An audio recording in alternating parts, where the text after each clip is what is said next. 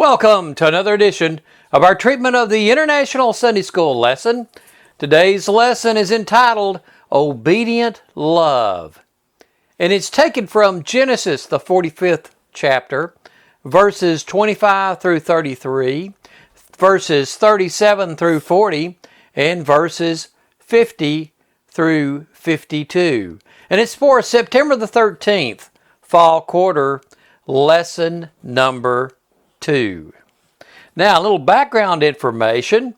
From our last lesson, several events had happened in Joseph's life. He had begun to flourish in Egypt. He became the head of Potiphar, who is his master. He became head of Potiphar's house. But Potiphar's wife began to have an eye on Joseph and had kept trying to seduce Joseph. And Joseph resisted. And so Potiphar's wife accused Joseph of rape. And so Joseph was arrested. He was thrown into prison. And two of his fellow prisoners were a cupbearer of the Pharaoh and the chief baker, the Pharaoh for some reason had fallen out of sorts with these two gentlemen and had thrown them into prison. And both of these gentlemen had had a dream, and so they could not figure out what the dream meant. And Joseph interpreted the dream for them. And the interpretation was that the baker was going to die and the cupbearer was going to be restored to his former position. And these two gentlemen promised Joseph faithfully that they would remember him and help him try to get out of the situation that he was in. But they did not live up to their obligation, what they had promised Joseph. So time went on, and so the cupbearer is attending to Pharaoh. And Pharaoh had had this strange dream, and he could not get any of his wise men to interpret the dream for him. So the cupbearer remembers Joseph in prison and tells Pharaoh about Joseph. So Pharaoh sends for Joseph, and Joseph comes before Pharaoh's throne. And that's what the position that's where we're at this point. Okay, now taking and reading the verses. Genesis 41, 25 through 26. When Joseph said to Pharaoh, "The dreams of Pharaoh are one and the same. God has revealed to Pharaoh what he is about to do. The 7 good cows are 7 years, and the 7 good heads of grain are 7 years. It is one and the same dream." So even though Pharaoh had had 2 separate dreams, Joseph is telling Pharaoh that the dream that he is having, the 2 dreams he's having, is really describing the same events. And they are extremely important. The entire region is depending on the actions that are taken to prepare for these events. Okay, now going to the 27th verse. The 7 lean, ugly cows that came up afterwards are 7 years, and so are the 7 worthless heads of grain scorched by the east wind. They are 7 years of famine. Now, I could not help but think about the Stephen Foster's song, "Hard Times Come Again No More." And this is basically the kind of sentiment that these people were about ready, or the kind of condition these people were looking at facing. An extremely bleak that was going to hit the entire region, not just Egypt. This hit the entire Middle East. And it was going to wipe out absolutely everything that was the 7 years of plenty that they were going to have. And if they were not careful, it would completely, totally eat up every bit of good that those 7 years of plenty had in the region. Okay? Now the 28th verse, "It is just as I said to Pharaoh, God has shown Pharaoh what he is about to do. 7 years of good abundance are coming throughout the land of Egypt, but 7 years of famine will follow them. Then all of the abundance in Egypt will be forgotten, and the famine will ravage the land." Now there is, you can be, you can have just a good string of luck, have a good job, and just be spending money right and left, and then some unexpected event can happen in your life. And that unexpected event that happens in your life can utterly take away and destroy all the good things and make it to where you completely forget that you had it so easy during that time period. That can happen to any of us. We can be going along and things can be going so well, and the next thing you know, it absolutely, it's like the sky falls on you. You can have a wreck. You can have a valve go out in your heart. I know this for a fact. You can be going along and things going great, and you can have a valve go out in your heart, and the next thing you know, you owe $250,000 to the hospital, and you can't hardly walk up a flight of stairs. And if you had to go work in a store somewhere, you could not work in a store because you could not stand that long. It can happen to you overnight. Absolutely overnight. Okay? Now, Genesis 41:31 through 32. "The abundance in the land will not be remembered, because the famine that follows it will be so severe. The reason the dream was given to Pharaoh in two forms is that the matter has been firmly decided by God, and God will do it soon." It's extremely important, Pharaoh, that you listen to these dreams. That's why God gave them to you twice. You have a responsibility to the people out there in the land that you need to listen when you're told something this important, because death and destruction is coming, and it is your responsibility to make the right decision at this point, at this juncture, so that you can save these people's lives. It is your responsibility. And if you don't do it, shame on you. God will hold you accountable, because He's told you twice. You've heard it from multiple sources that you need to make provisions for those years of famine. You know, Paul was talking something similar in 2 Corinthians 13:1. This will be my third visit to you.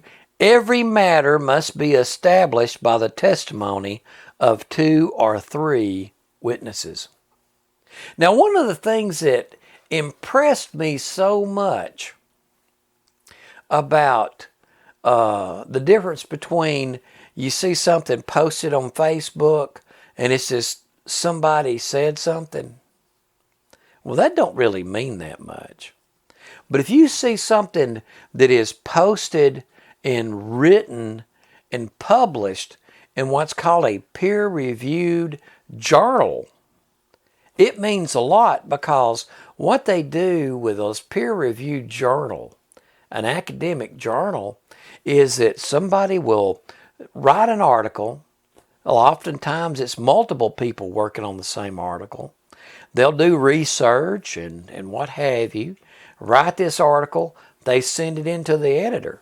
The editor usually takes all of the names off of the study, and he has a panel of people that he lets them review what was being said.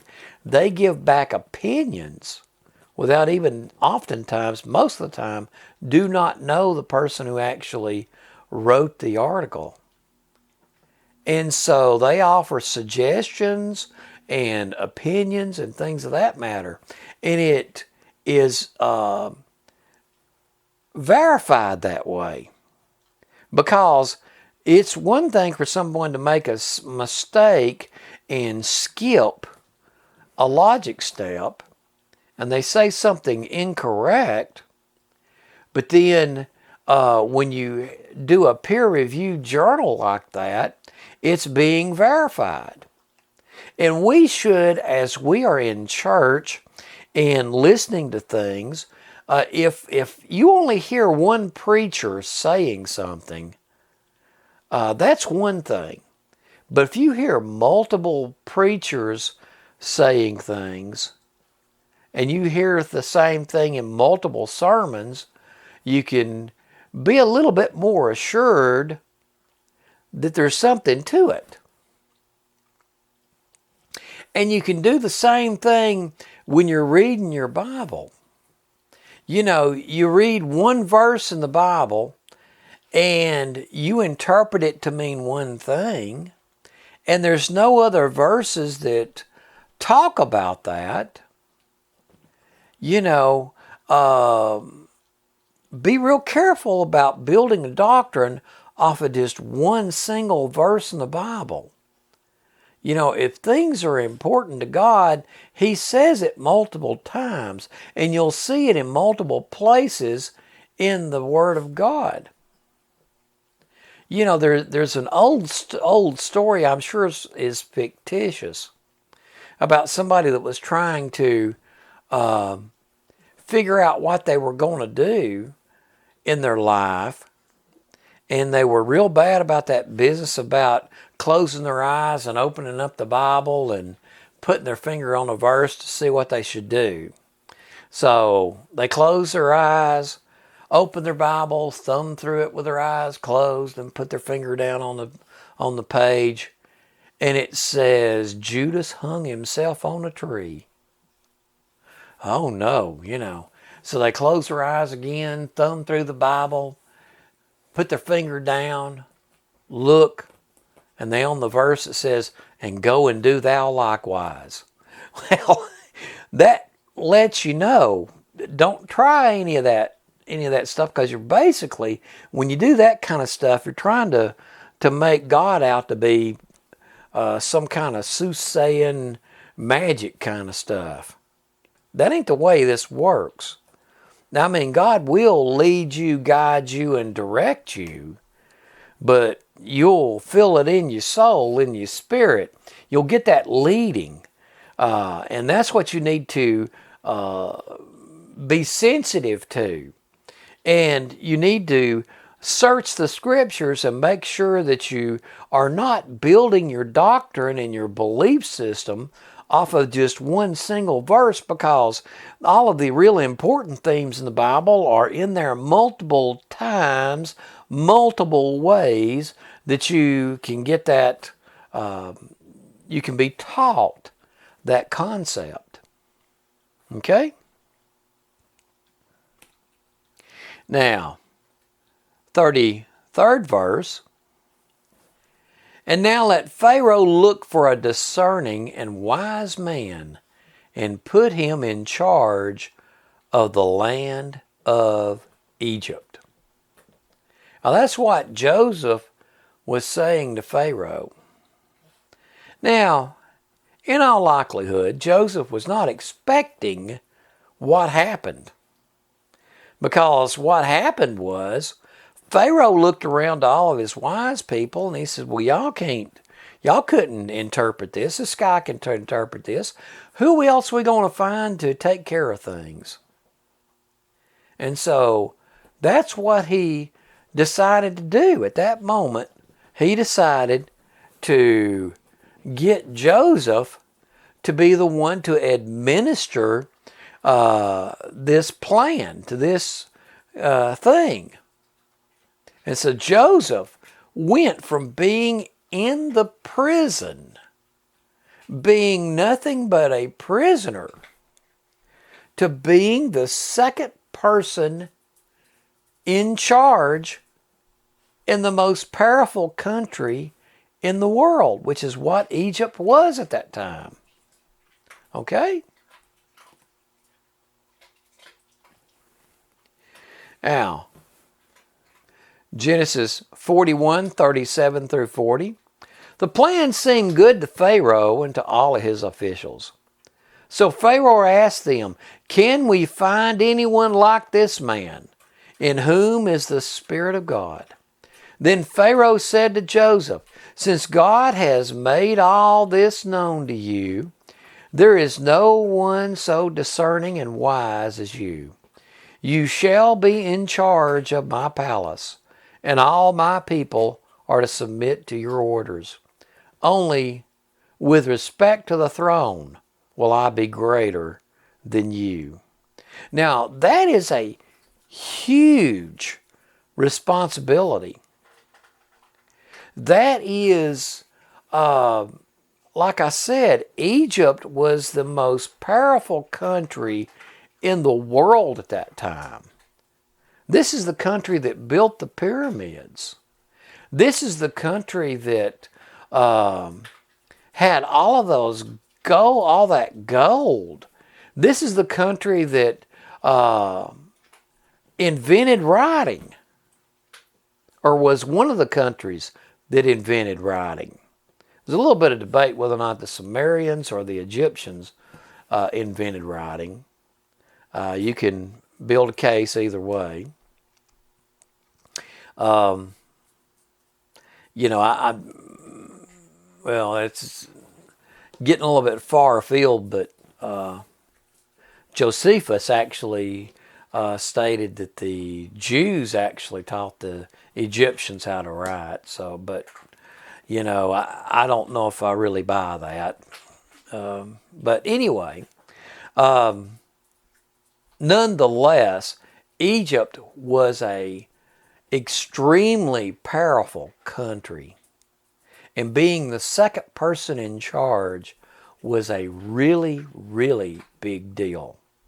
And especially if you're going from prison. If you're in prison one day and you're the second person in charge of the entire country the next, that is an absolute, utter miracle that happened. And really, when it boils right down to it, this moment, this decision point, this turn in Joseph's life, God had been planning this and building this up the whole time.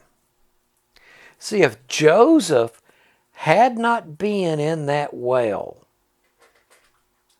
he would not have been sold into slavery and taken down into Egypt. And if he hadn't been taken down into Egypt as a slave and been in Potiphar's house, he wouldn't have been accused by rape by Potiphar's wife, and he wouldn't have been thrown into jail. And if Joseph was not in jail, he would not have met the baker and the cupbearer. And the fact that he met them and God gave him the interpretation of their dream, and then later the cupbearer was taken back to the palace to be with Pharaoh, the cupbearer wouldn't be back in good with Pharaoh, knowing Joseph, and to give Joseph this fantastic recommendation. And if Joseph was not in that prison and brought before Pharaoh and gave the interpretation of that dream, he would not have been put second in charge. And then Jacob and the 11 other children of Israel, Judah being one of them, would not have been rescued during that famine that was on its way. And if they had not been rescued, if Judah had died of starvation, then the line of Christ would not have happened. So you see, all of those events had to happen to make Jesus hanging on the cross to have occurred the way it occurred. God had a plan. God has a plan. Okay?